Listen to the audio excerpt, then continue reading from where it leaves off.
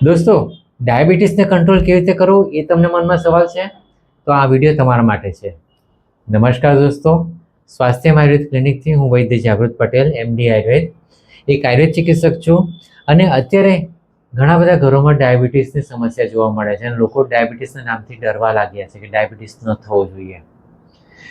તો એ ડર સ્વાભાવિક છે, કારણ કે ડાયાબિટીસ એક વખત થયા પછી ડાયાબિટીસની દવાનો કોર્સ ચાલતો રહે છે, વ્યક્તિને થાક લાગે છે, શરીરમાં સ્ફૂર્તિ નથી રહેતી, પાચન શક્તિ ડિસ્ટર્બ થાય છે, બધી સમસ્યાઓ ચાલતી રહે છે. તો વધારે સારું તો એ છે કે રોગ થવો જ ન જોઈએ, અને થયો હોય તો એને પણ ઝડપથી મટાડવો જરૂરી છે.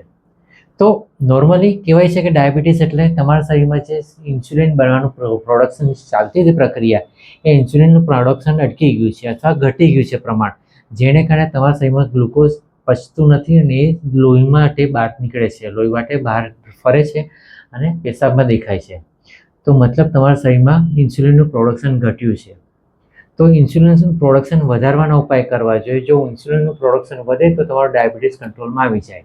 નોર્મલી માર્કેટમાં જે પેટર્ન ચાલે છે, તો માર્કેટમાં જે ટ્રીટમેન્ટની પેટર્ન ચાલે છે તે એ રીતે હોય છે કે તમારા શરીરમાં કંઈક ખૂટી ગયું છે, બહારથી આપી દો, તમને સારું લાગશે અને તમે સ્વસ્થ ફીલ કરશો. એઝ ફોર એક્ઝામ્પલ, ડાયાબિટીસના પરિપ્રેક્ષ્યમાં જણાવું તો તમારા શરીરમાં ઇન્સ્યુલિનનું પ્રોડક્શન ઘટી ગયું છે, બહારથી ઇન્સ્યુલિન આપવાનું ચાલુ કરી દો એટલે તમને સારું લાગશે. નો ડાઉટ તમને સારું લાગે છે, તમારા શરીરની રિક્વાયરમેન્ટ છે, એની રિક્વાયરમેન્ટ પૂરી થઈ ગઈ છે એટલે તમને સારું લાગશે અને તમને સારું લાગશે કે મારો ડાયાબિટીસ કંટ્રોલમાં આવી ગયો.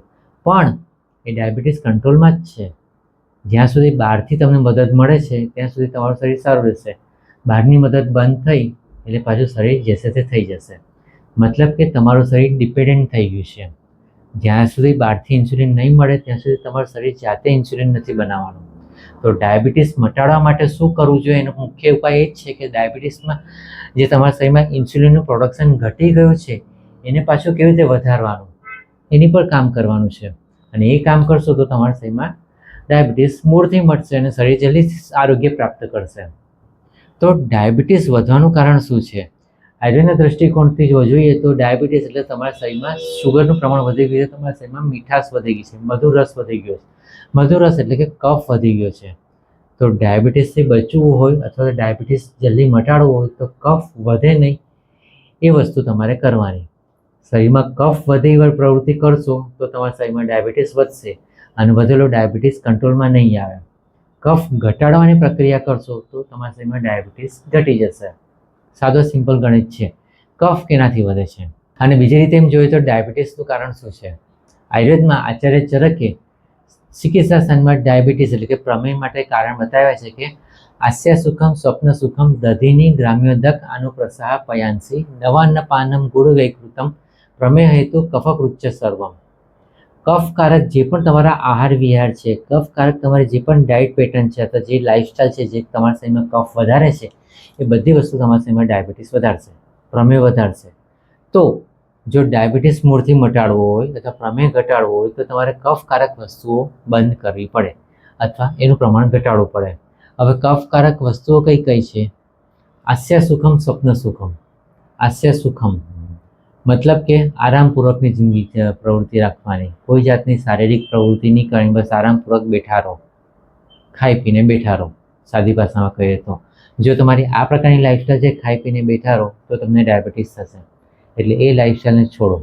અને જો તમને ડાયાબિટીસ હોય અને સાથે તમારી લાઈફસ્ટાઈલ એવી હોય ખાઈ પીને બેઠા રહો, તો એ લાઈફસ્ટાઈલ છોડો, તમે કસરત કરો. ઇવન આયુર્વેદમાં તો એટલે સુધી કીધું કે જે વ્યક્તિ રોજ કસરત કરતો હોય, રોજ ચાલવા જતો હોય, 3 યોજન ચાલો એવું કીધું છે આયુર્વેદમાં, કે એટલું માણસ ચાલતો હોય તો એને ડાયાબિટીસ મટી જશે.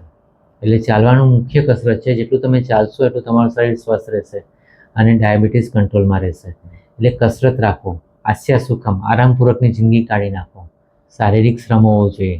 તમે પ્રવૃત્તિ એવી કરો જેમાં શારીરિક શ્રમ થતો હોય. ખાસ કરીને જે લોકો ફક્ત ટીવી કોમ્પ્યુટરવાળા, જે આઈટી પ્રોફેશનવાળા છે એ લોકો છે, અથવા તો ખાસ કરીને જે લોકોનું કામ જ એવું છે, ધારો કે વેપારી છે, એને ગાદી પર બેઠા જ રહેવું પડે કાઉન્ટર સાંભળવા માટે, તો જે લોકોને એવું બેઠાડું જિંદગી છે એ લોકો માટે ખાસ સૂચના છે કે લોકો કસરત ચાલુ કરવાની જરૂરી છે. ભલે પછી આખો દિવસ તમે તમારા વર્કને કારણે, તમારા પ્રોફેશનને કારણે બેઠા રહો છો, પણ એ સિવાયના ટાઈમમાં તમારે કસરત કરવાની છે અને કસરત ખાલી પેટે કરવાની છે. જમ્યા પછી કસરત નહીં કરતા. તો કસરત કરશો તો તમારું ડાયાબિટીસ કંટ્રોલમાં રહેશે. એટલે આસ્યા સુખમ. પછી બીજું કીધું છે સ્વપ્ન સુખમ. 8-9 કલાક 10 કલાકની ઊંઘ લેતા હોય તો એ પણ તમારા માટે નુકસાનકારક છે. આયુર્વેદ એમ કહે છે કે સ્વસ્થ વ્યક્તિએ સ્વાસ્થ્ય ટકાવી રાખવા માટે 6 થી 7 કલાકની ઊંઘ રાખવી જોઈએ, એનાથી વધારે ઊંઘ નહીં. પણ ઘણા વ્યક્તિઓને બહુ વધારે ઊંઘ હોય, ખાસ કરીને યુવા વયસ્ક વ્યક્તિઓ માટે, એ લોકોની ઊંઘ વધારે હોય, 10-10 કલાકની ઊંઘ હોય છે તો એ નુકસાન કરે. ઇવન ઘણા ઘરોમાં મેં જોયું છે કે બપોરના ટાઈમમાં ફ્રી હોય છે મહિલાઓ, તો બપોરે 2-3 કલાક ઊંઘી જાય છે, તો એ પણ નુકસાનકારક છે. બપોરની ઊંઘ એટલી બધી જરૂર નથી.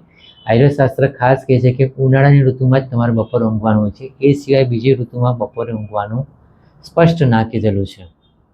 તો જે લોકો ઉનાળા સિવાયની ઋતુમાં પણ બપોરે 2-3 કલાક ઊંઘે છે એ લોકો ડાયાબિટીસને નોતરું આપે છે. તો બપોરની ઊંઘ કંટ્રોલમાં રાખો, બપોરે ઊંઘવાનું જ નથી અથવા ઊંઘવું હોય તો, એટલે કે તમારું પ્રોફેશન એ રીતે, ધારો કે તમે શિક્ષકની નોકરી કરો છો તો તમે ટ્રાફિક પોલીસમાં છો, ટ્રાફિકનું કામ કરો છો, જેમાં સતત આખો દિવસ ઊભા રહેવું પડે છે, બહુ લાંબો ટાઈમ ચાલવું પડે છે, વધારે બોલવું પડે છે, આવી પ્રકારની તમારી નોકરી હોય છે ને ત્યારે તમે બપોરે આરામ માટે 15-20 મિનિટની ઊંઘ લઈ લો તો ચાલે. એ સિવાય જો તમારે આરામપૂર્વકની જિંદગી છે તો બપોરે ઊંઘવાની જરૂર જ નથી.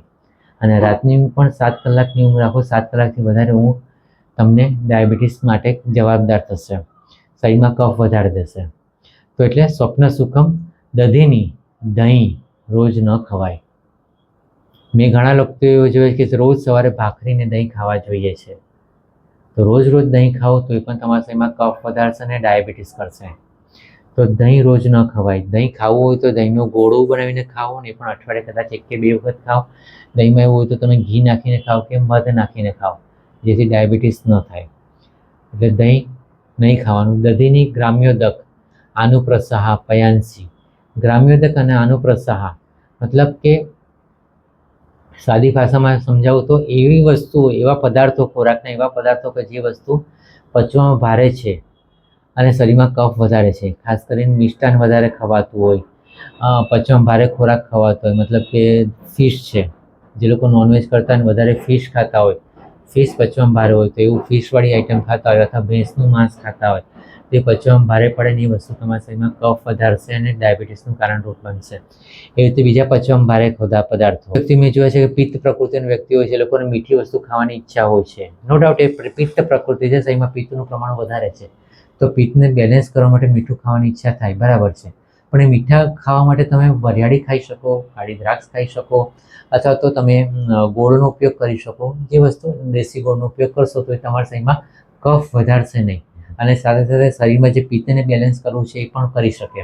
તો મીઠું ખાવું તો એવું મીઠું ખાઈ શકો, પણ મીઠા માટે તમે ખાસ પર્ટિક્યુલરલી મિષ્ટાન ખાઓ, અથવા તો ઘારી ખાઓ, સુખડી ખાઓ, મોહનથાળ ખાઓ. આવું જો રોજ ખાવાની આદત હોય તો એ જ વસ્તુ તમને પચવામાં ભારે પડશે, શરીરમાં કફ વધારશે અને લાંબા ગાળે ડાયાબિટીસ માટે કારણરૂપ બનશે. એ રીતે પયાંસી, દૂધની બનાવટો, બરફી, પેંડા, મીઠાઈઓ, બધી દૂધની બનાવટો, દૂધ છે, દૂધ વધારે ખાતા હોય તો પણ એ તમને ડાયાબિટીસ કરી શકે. પયાંસી.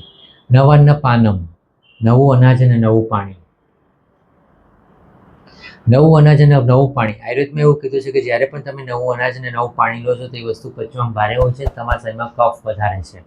પર્ટિક્યુલર અત્યારે ધારો કે ચોમાસાની ઋતુ ગઈ, ચોમાસામાં વરસાદ પડ્યો તો એને નવું પાણી કહીએ છીએ અમે. ચોમાસામાં જે તાજો વરસાદ પડે છે એ નવું પાણી કહેવાય. નવું પાણી ન પીવાય. ચોમાસામાં પાણી પીવું હોય તો ઉકાળીને ઠંડુ કરેલું પાણી પીવાય. એટલે ત્યારે ચોમાસામાં નવું પાણી હોય છે તે નવું પાણી ન પીવાય. અને એવી રીતે નવું અનાજ, જ્યારે નવા ઘઉં આવે છે કે નવા ચોખા આવે છે તો ત્યારે તરત એનો ઉપયોગ ન કરી શકાય. હા, શિયાળાની ઋતુમાં પાચન શક્તિ સારી હોય છે ત્યારે આયુર્વેદમાં કીધું છે કે તમે નવું અનાજનો ઉપયોગ કરી શકો, કારણ કે તમારે ત્યારે પાચન શક્તિ સારી છે, નવું અનાજ પણ પચી જશે. એટલે શિયાળાની ઋતુમાં તમે કરી શકો, પણ શિયાળાની ઋતુ સિવાય બીજી ઋતુમાં આપણામાં પરંપરા છે કે 1 વર્ષ જૂનું દિવેલ દઈને રાખેલું 1 વર્ષ જૂનું અનાજ ખાવાનું. તે જૂનું અનાજ ખાવાની પદ્ધતિ એટલા માટે જ પડી છે કે જૂનું અનાજ તમારા માટે પચવામાં હલકું પડે છે, એ તમને ડાયાબિટીસ માટે કારણરૂપ નથી બનતું. એટલે જૂનું અનાજ ખાવાનું, નવું અનાજ નહીં ખાવાનું. તો નવા અન્ન પાનમ ગુડ વૈકૃતમ ચમ, ગુડના વિકારો. ગોળમાંથી તમે તલ સાંકળી બને છે, ગોળમાંથી તમે ચીકી બનાવો છો, તો ગોળના જે વિકારો હોય છે તે હમણાં નહીં ખાવાના.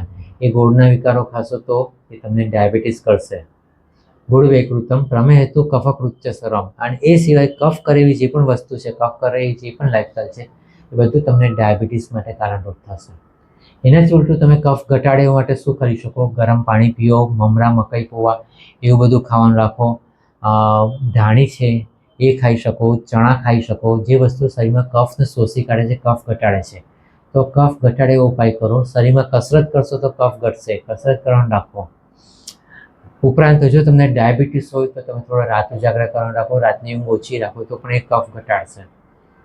પણ એ રાતની ઊંઘ ઓછી કરવાનું મેં તમને સજેશન આપ્યું છે, પણ છતાં તમારે તમારા ડૉક્ટરના માર્ગદર્શન હેઠળ કરજો તો એ તમારા માટે લાભપ્રદ રહેશે.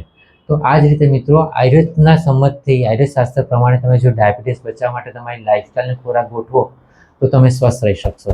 તો મિત્રો દર વખતે કહું છું એ જ રીતે આજથી આયુર્વેદ અપનાવો, આજીવન સ્વસ્થ રહો. નમસ્કાર. એટલું 7-8